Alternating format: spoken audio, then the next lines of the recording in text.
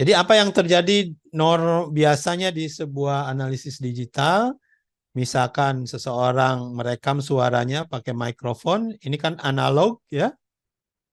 Data analog itu ya namanya analog ya, bukan 1010 dalam bentuk digital. Ini masih dalam bentuk suara, ditangkap oleh mikrofon, dirubah jadi digital karena harus digital. Ini analog dirubah jadi digital, makanya kita perlu analog to digital converter, ADC. Di sini jadi angka 1001 dan lain-lain.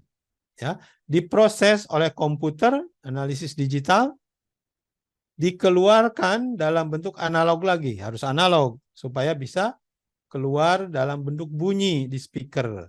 Speaker hanya menerima analog. Nah, untuk merubah digital menjadi analog, Anda butuh DAC, Digital to Analog Converter.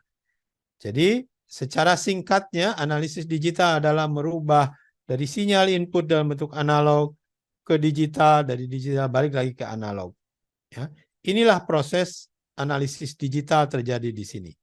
Analisis. Kenapa kita perlu digitalkan? Nah, banyak keuntungan-keuntungannya yang nanti akan kita pelajari.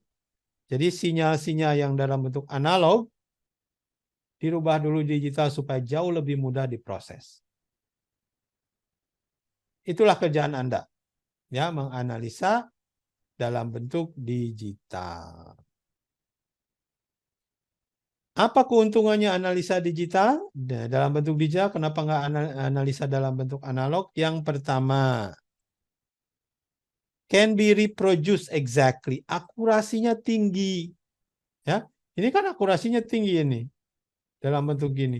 Tapi kalau dalam bentuk gini, ya mau dibentuk ulang agak susah. Mau di copy misalkan, ya copy paste nggak bisa 100% sama. Tapi kalau ini copy paste, Anda tahu copy paste digital Word, Microsoft Word 100% sama. Nggak ada tuh A jadi E. Ya. Itulah keuntungannya. Akurasinya tinggi kalau Anda bekerja di dalam dunia digital. Makanya kalau ada sinyal-sinyal, rubah dulu jadi digital, baru bisa kita proses dengan baik. Yang kedua, kita bisa manipulasi dengan mudah. Karena dalam bentuk digital, bisa kita kasihkan ke komputer. Komputer sekarang canggih, apalagi ada ChatGPT ya. Dia punya intelligence, AI.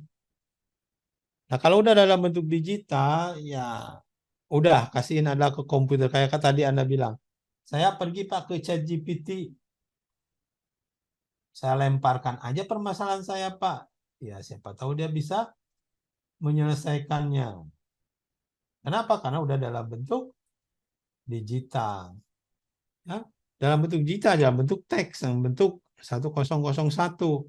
Diproses oleh intelligence system, bisa menjadi sesuatu output. Nah sekarang ChatGPT itu, ChatGPT 4 ya, sudah bisa masuk suara. Ini kemudian yang di sini belum ya, harus berbayar, harus masuk ke ChatGPT 4. Ya. Tapi kalau Anda masuk ke Bing juga ChatGPT 4 tuh gratis ya. Kalau di sini harus bayar $20 sebulan nih di OpenAI, di ChatGPT. Karena ini ChatGPT-nya kalau Anda lihat di sini ada pilihan, ingat minggu kemarin, default 3,5 ChatGPT-nya. Kalau Anda ingin yang berbayar, Anda pindah nih ke 4, tentunya harus berbayar. Upgrade to plus, nih di bawah tulisan upgrade to plus, pindah dari free plan ke $20 per bulan. Apa yang Anda dapatkan dari $20 per bulan? Anda bisa menggunakan GPT-4. Apa kelebihannya GPT-4? Lebih cepat responnya. Ya, dan lain-lain. Bisa menerima suara. Bisa mengeluarkan suara. Bisa menerima gambar. Bisa mengeluarkan gambar juga. Ya. Di sini tidak bisa karena Anda harus berbayar $20. Tapi kalau ingin menggunakan yang gratis, ChatGPT 4, ChatGPT 4 itu salah satu investornya adalah Microsoft. Ya. Jadi Microsoft ya dia punya kelebihan, makanya Microsoft, Anda pakai Microsoft browser, yaitu Microsoft Edge misalkan, atau pakai Chrome juga bisa sebenarnya, agak pelan tapi. Nah, Anda masuk ke sini, Anda ketik Bing AI, Bing Search, ya. Ini masuk ke Bing, Anda klik chat. Dah. Pada saat chat di sini Anda bisa ask me anything. Persis seperti Google, seperti ChatGPT tadi. Jawabannya bisa lebih bagus kadang-kadang ya. Kalau kita tanya ini, bisa bahasa Indonesia nggak ya? Berita terbaru tentang Kaisang. Lagi rame nih Kaisang.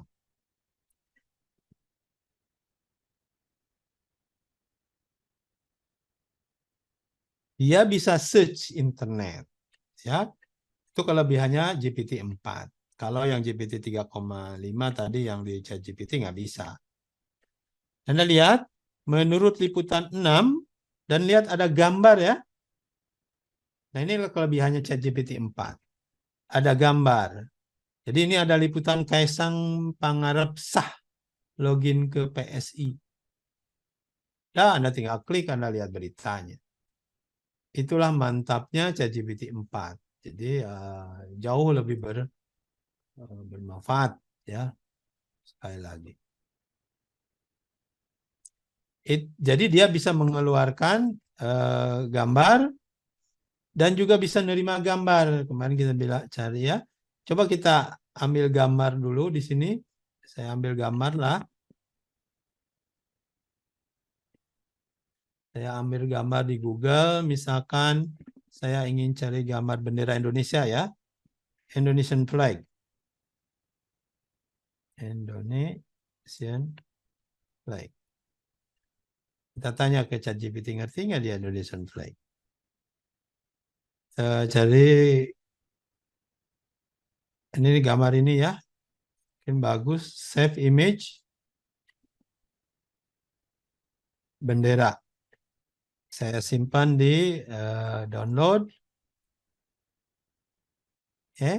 Kita tanyakan ke Bing Search, Bing Chat AI. Diambil tuh dari gambarnya.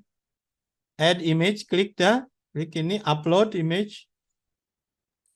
Mana image? Ini bendera. Open. Lalu Anda tanya, gambar apa ini?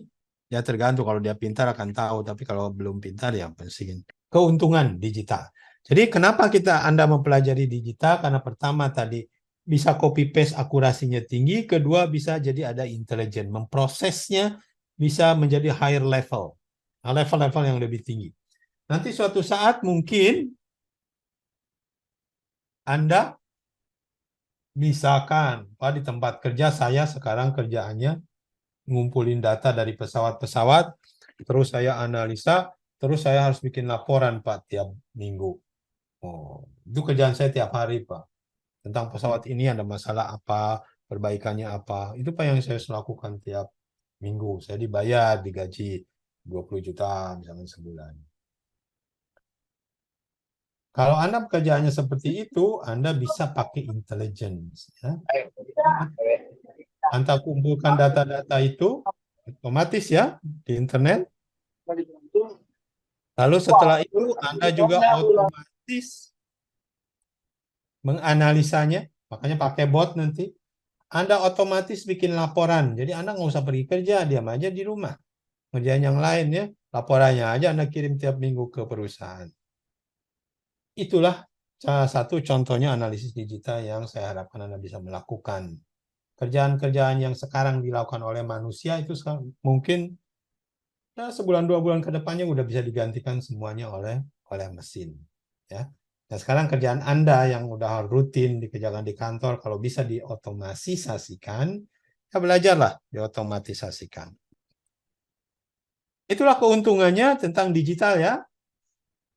Ingat, sekarang masih bayi, AI itu masih bayi berumur 5 bulan, 6 bulan, belum sampai 1 tahun umurnya. Masih belum berjalan.